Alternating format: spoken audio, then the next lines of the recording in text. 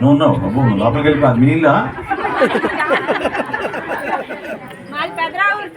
పెదరావురా అక్కడే చేశాను గోరిడంక మార్చేశారు తిరిగి తిరిగి తిరిగి ఇసుకెక్కిపోయి అక్కడికి వెళ్ళాను అదేను అడవి పెరిగినట్టు పెరిగింది బాబాయ్ అన్నాను పక్కకు వచ్చాను స్థలం కూడా పేరు కూడా చూపించలేదు శంకుస్థాపన లేదు అక్కడ 5,000 ఖర్చు పెట్టి తెనాలి పట్నం నుంచి ఎంతమంది వచ్చారో ఒకసారి చేతులు లేపనమ్మా అందరూ తెనాలి పట్నం నుంచి బాబోయ్ ఇంతమంది చర్చిపేట చిన్నరావు తోట అయితనగరం ఇంత దూరం తీసుకొచ్చి అన్యాయంగా మిమ్మల్ని ఇట్లా పెట్టడం అసలు నేను ఊహించలేను అసలు ఇట్లా ఇస్లాంపేట నుంచా हवाई आप लोग आके खाना खाए हाँ तोशा आप लेके आए अच्छा देखे जमीन देखे कहाँ पे है नहीं देखे क्यों कहीं भी नहीं दिखला तेरा क्या नंबर है आपका जमीन का नंबर बोलो 3850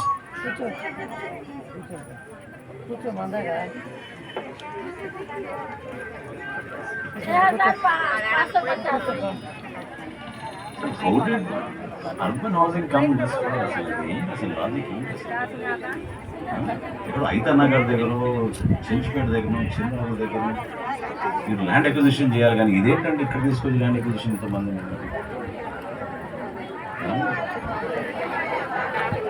100 रुपये लिया ऑटो वाला एक आदमी को सही भी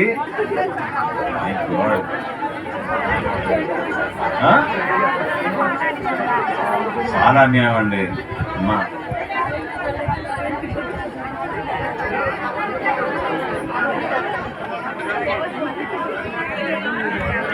నేను మీకు మాట చెప్పాలి ఒక్క నిమిషం మీకు మాట చెప్పాలి ఈ జగనన్న కాలనీల గురించి మొట్టమొదటిగా జనసేన పార్టీ రాష్ట్ర వ్యాప్తంగా కార్యక్రమం చేసినప్పుడు పవన్ కళ్యాణ్ గారు నేను విజయనగరం జిల్లాలో గుంకలంకి వెళ్ళాం గుంకలం అనేది మన రాష్ట్రంలో అన్నిటికన్నా పెద్ద లేఅవుట్ అనమాట 15,000 మందికి ఇచ్చారు అక్కడ అది ఎక్కడ ఉందంటే పట్టణానికి 15 కిలోమీటర్లు 12 కిలోమీటర్ల దూరంలో ఉంది దీనిలాగానే ఆ రోజు కూడా పాపం రోజు కూలీ చేసుకున్న వాళ్ళు ఇదే మాట అన్నారు ఆటో వాడు మమ్మల్ని ఇక్కడ తీసుకురావడానికి 65 రూపాయలు తీసుకున్నాడు తిరిగి వెళ్ళడానికి మరొక 65 రూపాయలు మేము కూలీ పని చేసుకునే వాళ్ళం మేము 130-150 రూపాయలు ప్రతిరోజు కట్టాలంటే మేము ఆటోకి ఇక్కడ వచ్చి ఎట్లా ఇల్లు కట్టుకోగలుగుతామని అడిగేవాళ్ళు ఇప్పుడు మీరు చెప్తున్నారు 100 రూపాయలు రాను పోనా రావడానికైనా రాను పోని 200 రూపాయలు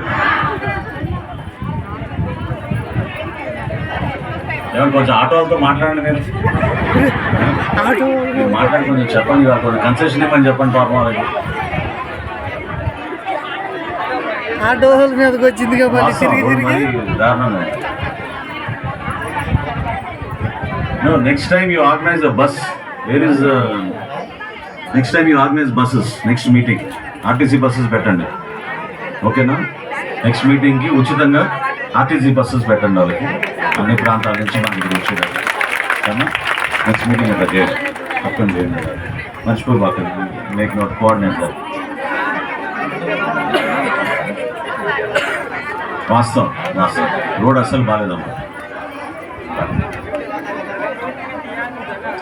30 సిమెంట్ కట్టలకి 1500 బాడుగు తీసుకున్నాడు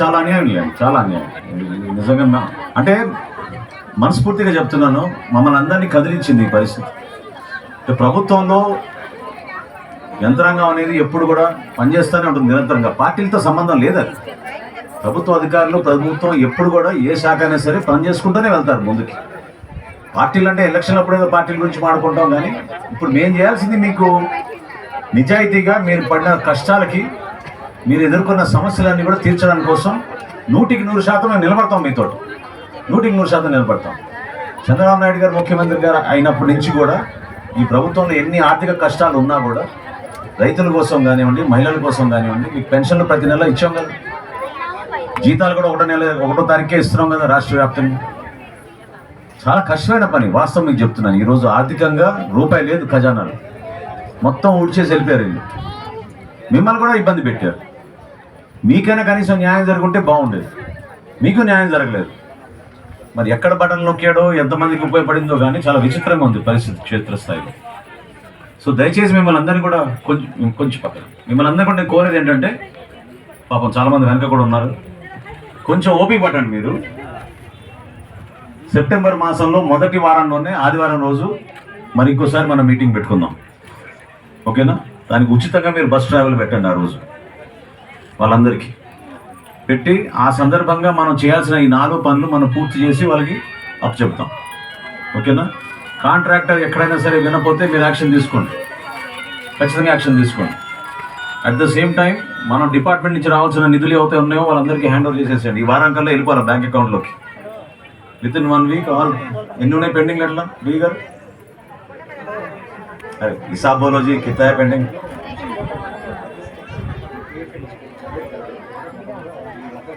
పెట్టించండి, మా పిఎస్కి ఇవ్వండి, ఫాలోఅప్ చేస్తారు ఆయన.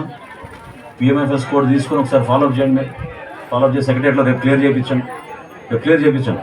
వారంలోనే ఇచ్చేసేయాలి మీరు పేమెంట్, ఖచ్చితంగా చేసేయాలి. అది ఏంటమ్మా చెప్పు తల్లి, చెప్పు, ఏమి ఆవేదన ఏంటి?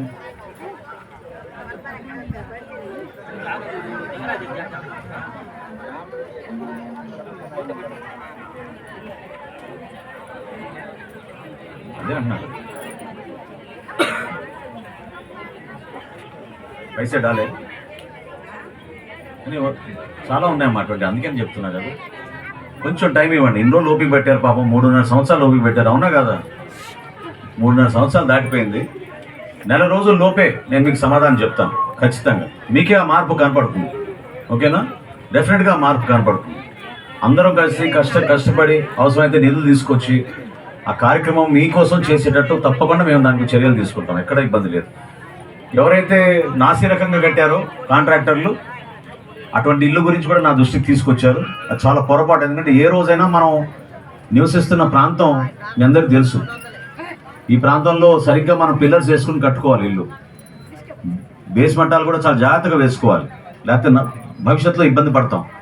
కాబట్టి అటువంటి పరిస్థితి రాకుండా తప్పకుండా అటువంటివి కూడా ఒకసారి వెరిఫై చేయండి మీరు. ఇందాక చూసాం కొన్ని చూసాం మనం క్రాక్ అయినవి చూసాం. ఎక్కడైతే కొన్ని బేస్మెంట్ లెవెల్ తీసుకొచ్చి గోడలు కట్టారో